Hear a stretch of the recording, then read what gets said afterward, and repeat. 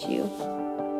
I remember very clearly this moment when I realized that the more impossible the dream is, the more opportunity there is for the Lord to show up and do what only He can do.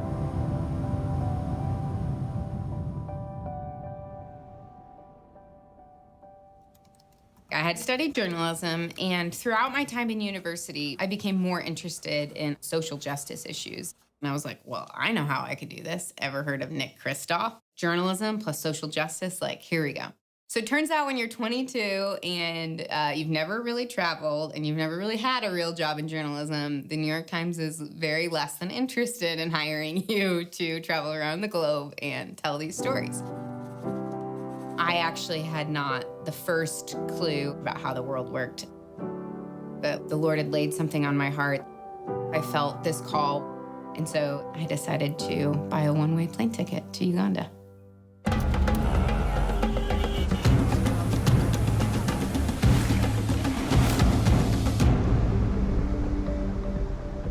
I got connected to Cornerstone Leadership Academy, this incredible 2-year college prep program for the brightest young women in the country, where they had come from and what they had overcome to just be sitting here at this high school just humbled and challenged me.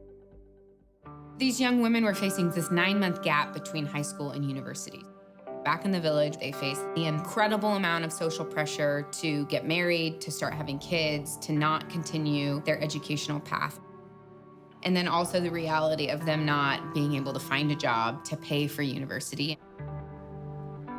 All of this energy to really become change makers and leaders in Uganda could really dissipate. All of a sudden, those massive social justice issues became 25 faces in a very specific problem. I knew that we needed to create jobs.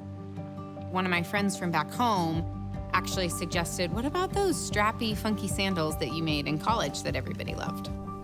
So I went to the school and I hired 3 young women, Mary, Mercy, and Rebecca, and I showed them how to make these sandals. And I said, if you make these sandals for the next 9 months, I promise that you'll go to university in the fall.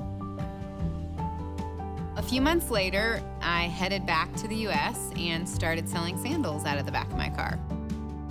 By the end of that summer, we had sold enough sandals to send Mary, Mercy, and Rebecca to university.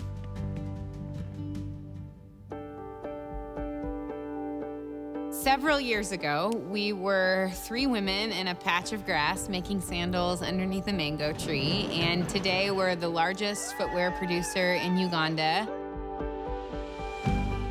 What we're trying to do at Seiko is really hijack the traditional overseas manufacturing and production model and instead create space where women become more of who they were created to be.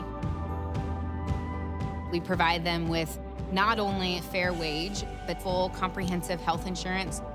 And we launched the Seiko Fellows Program, which enables women in the United States to sell the product, to earn an income, and to create an impact with their work. Every dollar of Seiko product that a Seiko Fellow sells in the United States directly contributes to her soul sister's university scholarship back here. Last year, we were able to grant each of our university-bound women with a 400% scholarship towards college.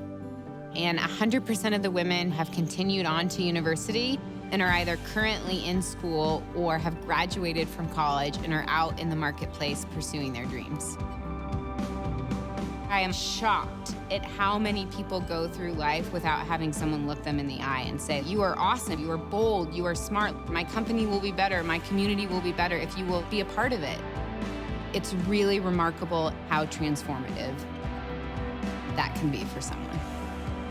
When we first started Seiko, we had no background in business, we had no background in fashion, we had no background in manufacturing.